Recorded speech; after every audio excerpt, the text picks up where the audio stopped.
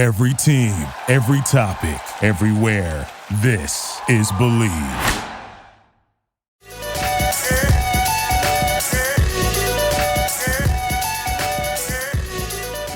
So again, ladies and gents, welcome back to Zero Dark Nerdy, our first live stream since the pandemic on Facebook Live.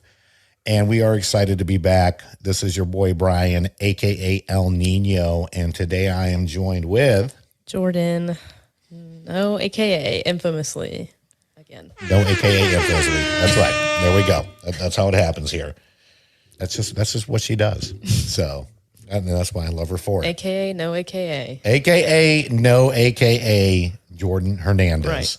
Big shout outs to our crew out there, Matthew, Jadon, Ryan, Jordan, Nicole, Tim, the whole entire Zero Dark Nerdy crew. Of course, Elizabeth, Dennis, everybody out there. Thank you guys so much. A lot of you may not know this.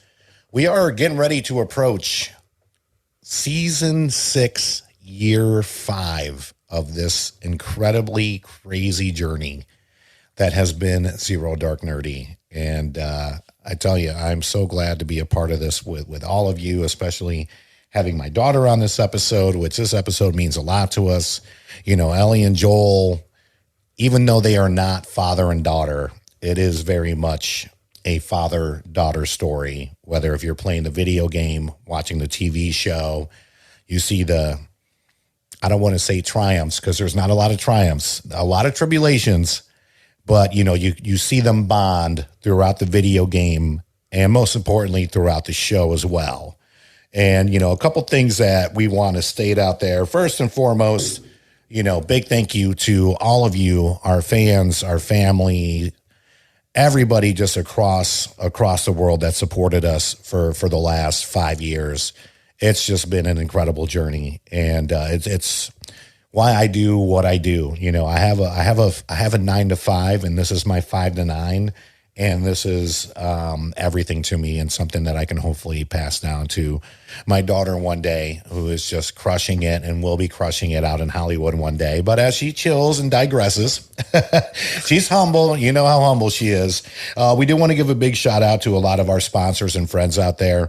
You know, first and foremost, the Believe Podcast Network for, you know, having us on their amazing podcast platform. BetOnline.ag. for all your sports betting needs. Of course, Rabbit Comics. Big shout outs to Brandon and Melissa out there from Rabbit Comics. So make sure you check them out at rabbitcomics.com for exclusive variants as well as slabs.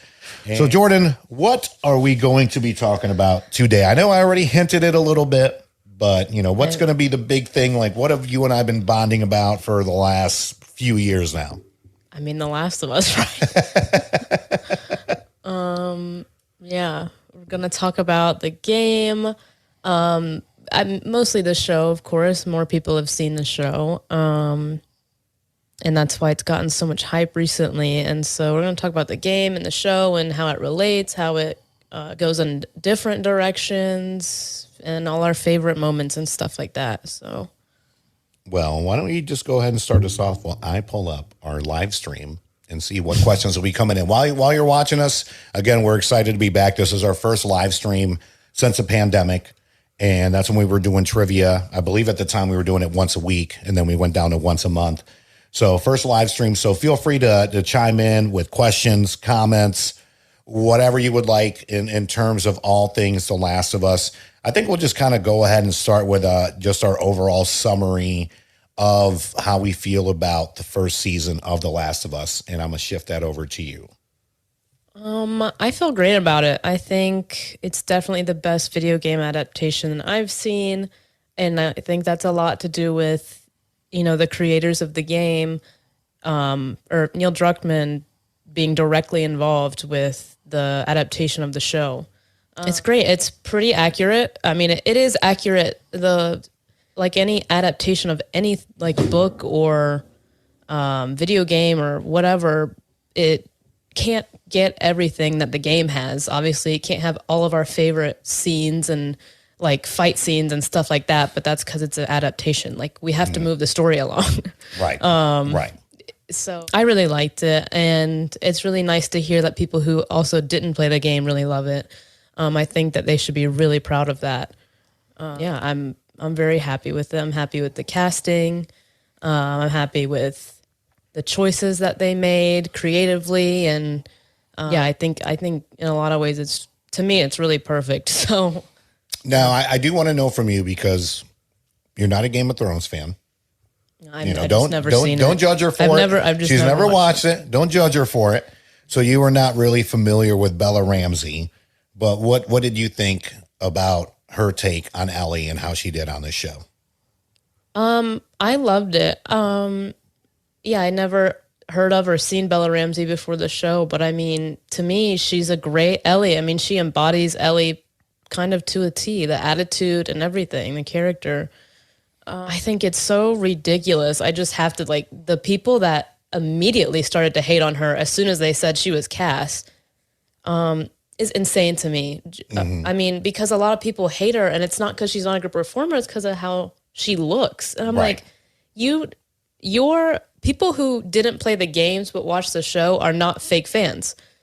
The fake fans are people who hate the show because of the cast members and how they look or their sexual orientation, whatever. You're a fake fan, like, because she does the story complete justice. Yeah, it's about the story, not like all this irrelevant stuff. But I think she's great. I'm sure she's gonna win Emmys for this role.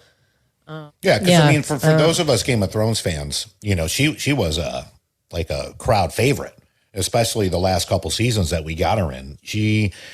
It's not that she was, a character that was in every episode. She was in very limited episodes, but the episodes that she was in, she was powerful. And I think HBO saw that. HBO does a really good job of retaining a lot of talent, especially when it comes to, quote unquote side characters. You see a lot of the same actors in a lot of HBO shows. And I think it's because they really do appreciate the talent that they have around them, whether if Hollywood appreciates it or not, that they bring them back for more shows and more series. I mean, you can go all the way back to Sopranos, to, Entourage, to everything else. You see a lot of these recurring actors, and I don't know if it's just something maybe contract-wise that HBO has, where they're just smart. And, we have this terminology where good help's hard to find, where HBO, to me, I think does a solid job of appreciating talent when they see it and just being like, hey, listen, we may not have something for you yet, but we may have something for you here down the road. Yeah. And then Neil Druckmann, who created the game, who is now the president of Naughty Dog Studios, who created the game, as well as he worked on Uncharted and a few other video game articles as well. His whole thing was, and Jordan and I were talking about this before the show, and you can see it when they do there's actually a 30-minute episode of The Last of Us. It's all behind the scenes. And it was the voice actors. The making of The Last of Us. The making of The Last of Us. Exactly. The voice actors, in particular, the actor who played Joel, who's also in the show briefly, he talked about, well, I don't know why we should do this. Like, it's already a beautiful game. It's already a beautiful story in the game. Why should we do this? And Neil Druckmann was 100% right. He said, there's people out there that will never, ever pick up a PlayStation or just a video game remote control, and this story needs to be told. And that's exactly what they did. Go like kind of piggybacking off of what you said. My thing is, was there a lot of action in this first season? No, there wasn't. When there was, it was awesome. In particular, episode 5, we'll get into that in a little bit. But they really wanted to fill in the gaps on a lot of the storyline that the video game didn't have. Yeah, the show the video game itself does a really good job of, it's such a human story. It does a great job at storytelling. And so the show, I think, for me personally, did an even better job at making the relationship between Joel and Ellie more tangible, like believable, like the father-daughter dynamic. Because when I played the game, I believed it, but it just didn't really, I don't know, it just didn't get me as much as to where when I watch the show and I see how they've built up Joel and Ellie's relationship, and I don't know, I just think I felt it more when Joel made the decision he did to save Ellie. Like, I feel like when I watched the show, I had a better understanding of why he did that, just because they built the relationship so well. Right. And I was like, because that's the core of the show, is like a debate about, like, or I guess, you know, saving your loved one, saving the people you love versus potentially saving the world. Yep. And like they're equally, at the end of the day, they're equally important sides, whichever side you're on. Or if, I mean, you're in the middle. I mean, I'm in the middle because I feel like I understand both sides. I don't know. The show does a really good job at making you think about the repercussions of both sides, of if you choose to save your daughter or if you choose to save the world, because there's questions with both. Like, okay, if you choose to save, if Joel chose to sacrifice Ellie for the cure, okay, but who gets the cure? How much time is it going to take? What about all the other infected that are still out in the world? Right. Like, will sacrificing Ellie actually provide a cure at all, even though they really, really think it would? Yep. There's still not like 100% certainty. And, you know, I'm really glad that you mentioned that, because that's 100% true. Because say the quarantine zone found the cure first. Does that automatically mean that everybody gets a cure? You know, or is it going to be just kind of how things are in our current government, to where, hey, if you have money, you're going to get, you know, support for all this stuff, to where if you're broke, you don't get this. And then same thing with the Fireflies too. It's like, okay, well, maybe only our people get the cure. And everybody else. Fireflies support a certain cause, so they're not. I don't find it very believable that they would be super willing to distribute the. No, why would the Fireflies get that and then go out and save the people that work in the QZ that they've been blowing up and firing guns at for years on end? Yeah, it's like, it's just a big moral debate. That's what the whole show's about. That's what the first game's about. That's what the second game's about. It's still about the same thing. Yeah. I don't know. It's like when you're in an apocalypse, everybody on the planet is going through day-to-day trauma. Yeah. Because they're in an apocalypse. But then you add the like personal trauma that would exist outside of apocalypse, such as losing a loved one, this and that. It's like you can't possibly be like, oh, I would have never not sacrificed Ellie, or I would have this or that. Like, you just It's unfathomable. Like, the amount of trauma these characters are enduring is. And you're 100% right. He doesn't know what they're going to do with it. He wants to save her because she would have had to die to sacrifice herself for all of us to live, if that was the original plan to begin with in the first place. Yeah. You just have to think, if you've lost everything in an apocalypse, you have to hold on to like whatever little you have. So Joel's already lost his daughter, and he doesn't. I think losing Ellie would just, I mean, it would have crushed him. Yeah. Well, the show, an addition the show made that was not in the game, at least directly, or anything I could perceive in the game, was the part where he kind of has a real conversation with Ellie for like the first time, and is pretty vulnerable. And he's like, he basically tells her that, like, if you didn't come around, like, I would have, like, or he tried to kill himself. Where he got the scar. Yeah. Which I did not know. That's not in the game, is that he. And I was going to ask you if that was in the game. No, at least I don't think so, unless it was. Yeah, I don't think so. But when his daughter died, he tried to kill himself because he was like, there's nothing else to live for. And so, and then he basically tells Ellie, like, you've given me like a purpose, like something to like keep going for. So, which led to a beautiful scene, which when we watched the behind the scenes of The Last of Us, where she got to meet the giraffe, and she actually got to meet the giraffe in real life. Yeah. And this is, of course, after the cannibals and all that. And, you know, he calls her baby girl for the first time.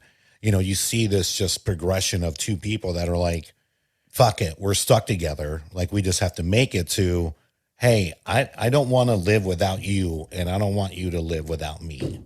Right. And that's the progression of the show, which I think Neil Druckmann, and I cannot remember his other name, but he was the one that did Chernobyl, just did a fantastic job of showing. Like, you know, I'll go ahead and tell you right now, as far as my summer, yes, there's not a ton of action. You're not getting a lot of the infected. You're not getting a lot of what the first game has to offer. And I get the frustration out there for fans because of that. But at the same time, this is something completely different, though. It's showing you more the story of how people can survive through this. This isn't an action story. This isn't Die Hard, The Last of Us. You know what I mean? It's showing us how people can have hope. And, not just Joel and Ellie, but we're going to get to some other characters here in a little bit, but have hope for something else. And then you see how they can open up and be more than what they are.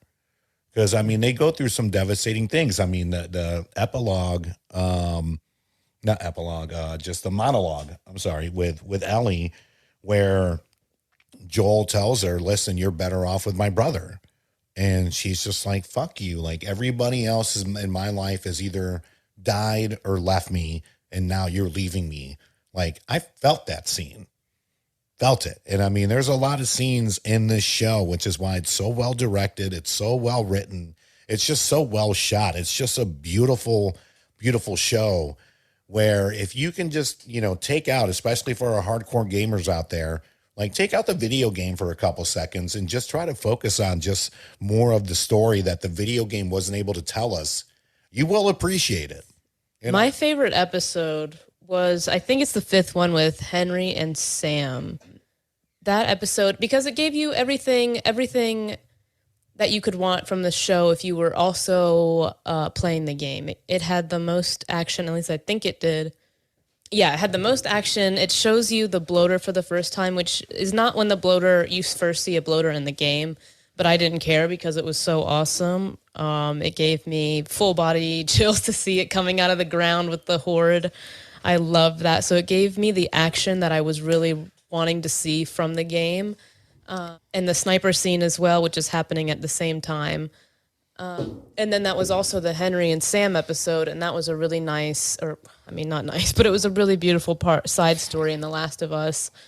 So it also gave the amazing human, tangible aspect that The Last of Us has that not a lot of other video games do. Like Henry and Sam's, they're part of the story, and the show just made it so. They just really rip your heart out of your chest, which it does in the game, but the show just, they did what they needed to do, and I had no choice but to love it for that. They did a wonderful job storytelling. This isn't your typical zombie apocalypse movie or show or movie. It's like my dad said, it's a human story. So it's telling you like how people react and would act when you're actually living with like when you're trying to keep your loved ones safe and your friends and family. It wouldn't just all be guns blazing the whole time and unless it's for them. Well, it might be in South Carolina, but who knows? Yeah. Yeah. I love you, SC.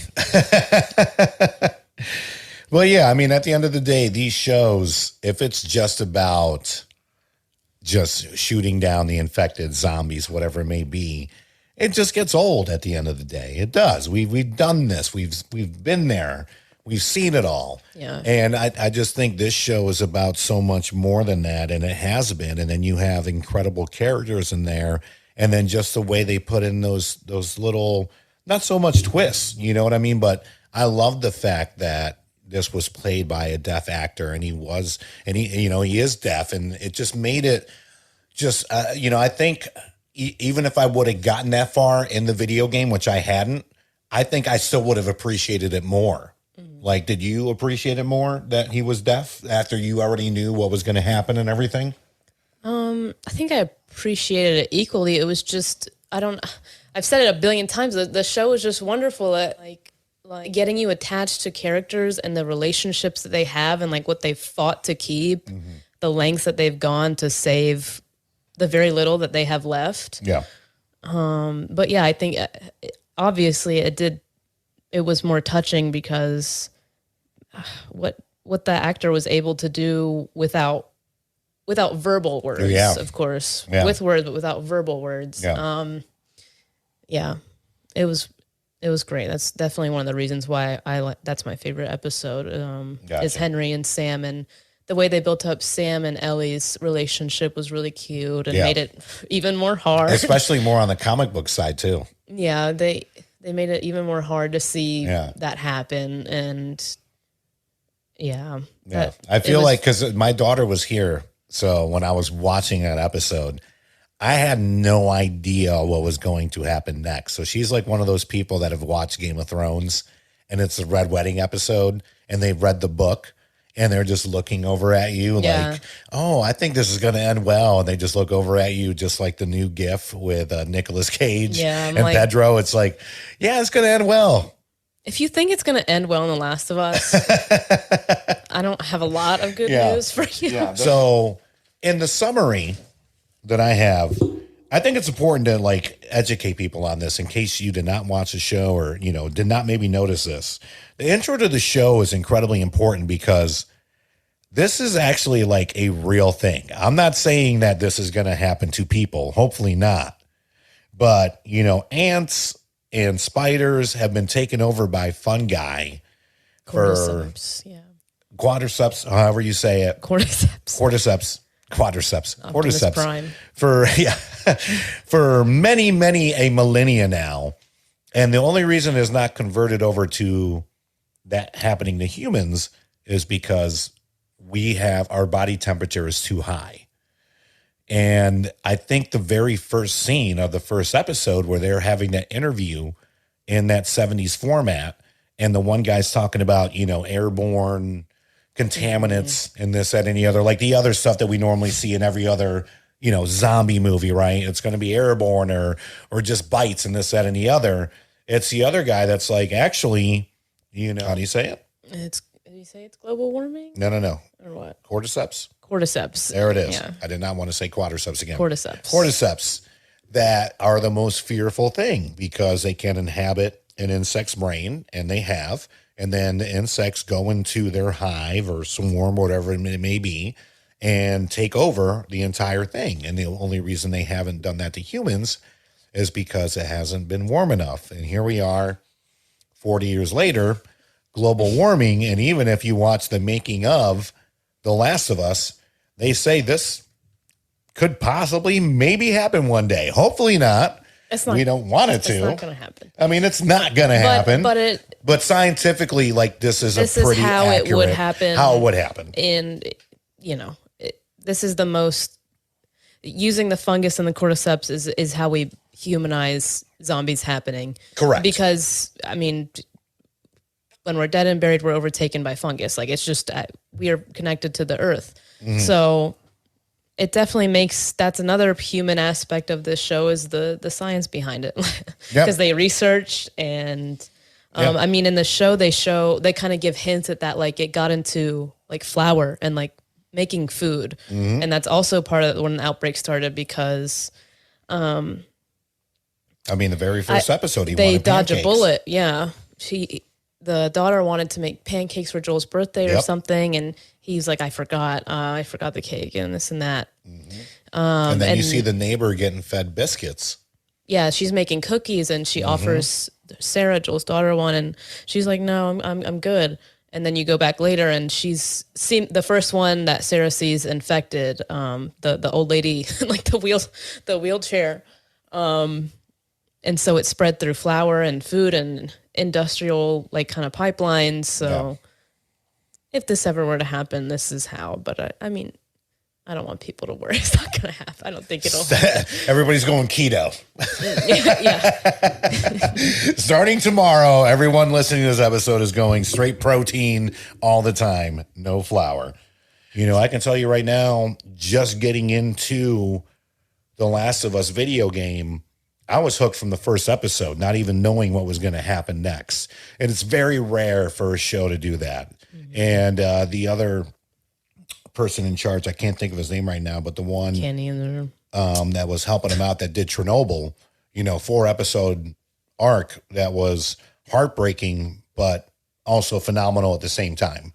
So, you know, kudos to the team out there from Naughty Dog and HBO Max and HBO for doing what they did, because I mean, it's a beautiful show. I mean, it's well written, it's well acted, it's well everything. I mean, I can't sit there and point out like, oh my gosh, they messed this part up, or this person has a fat suit on. Like, it's just great. And if you enjoy great television, watch it. If you've beaten the game and you have some gripes, I get it.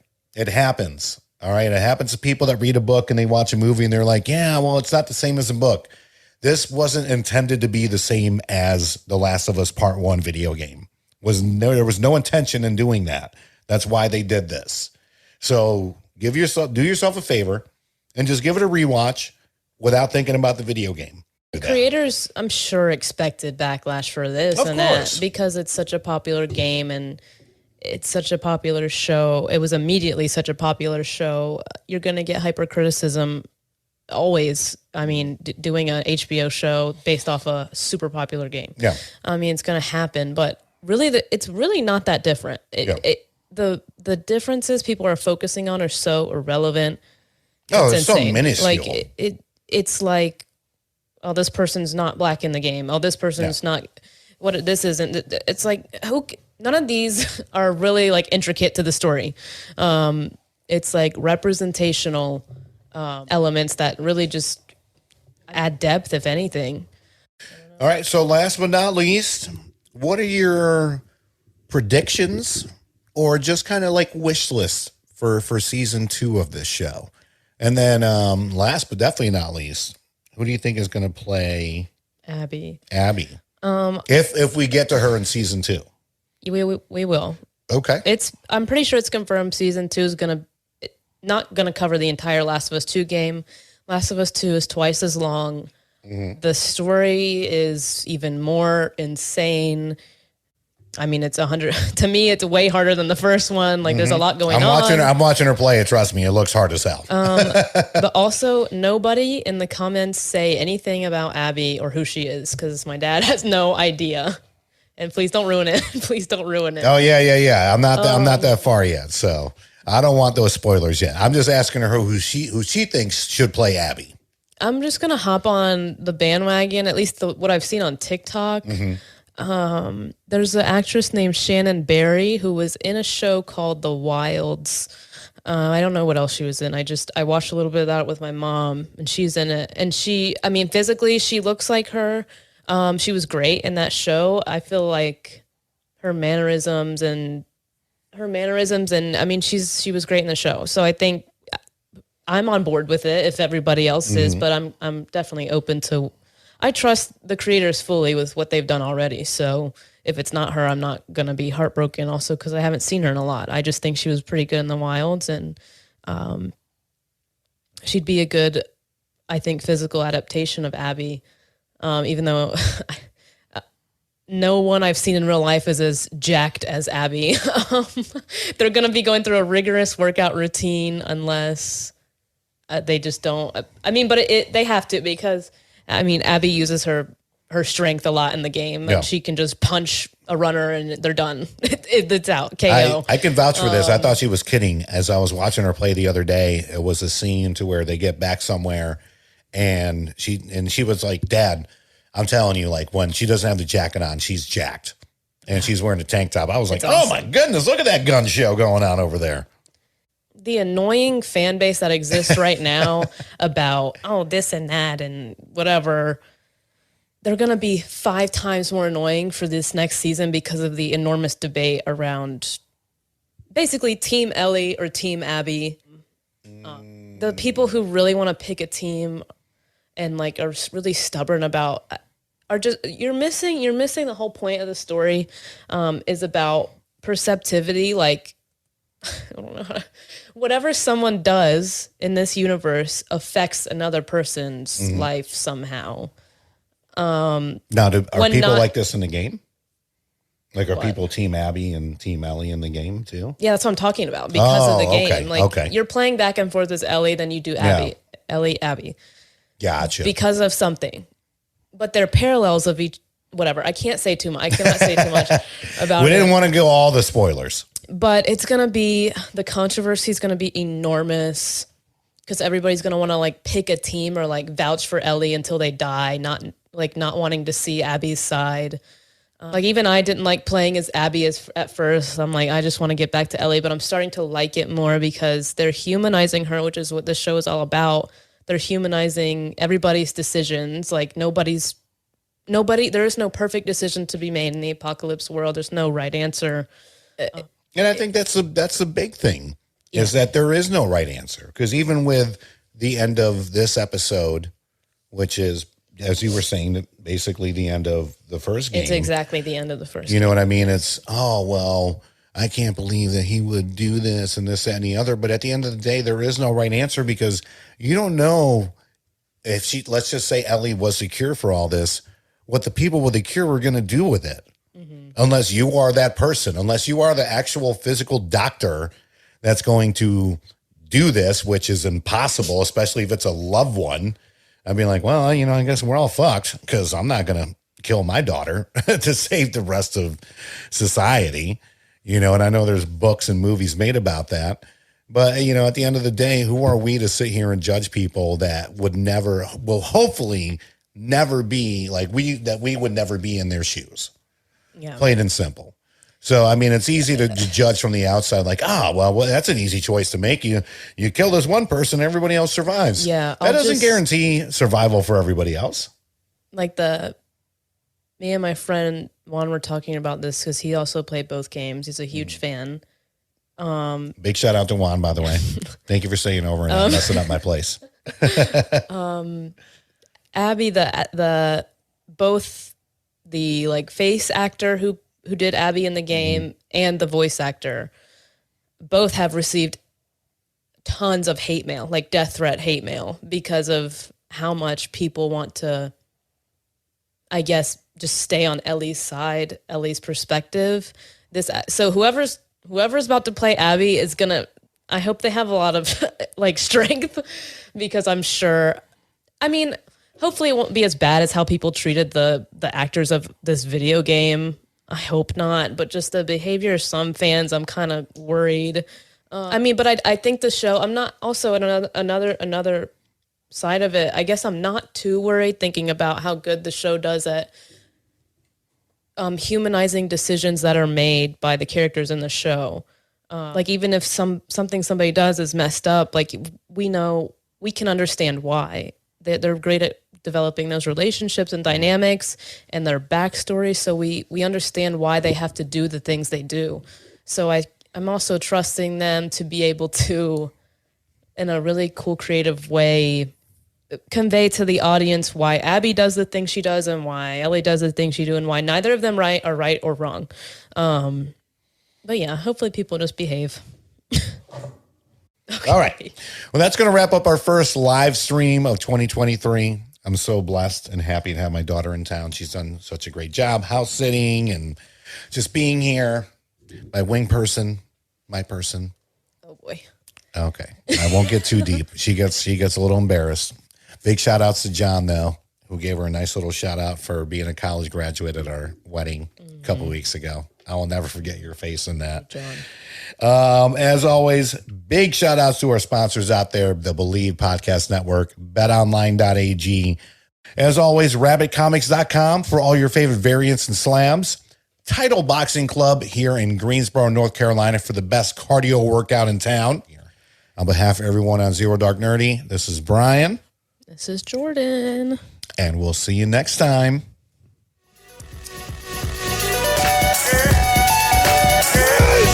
Yeah! Victory! And anger management? Fuck anger management.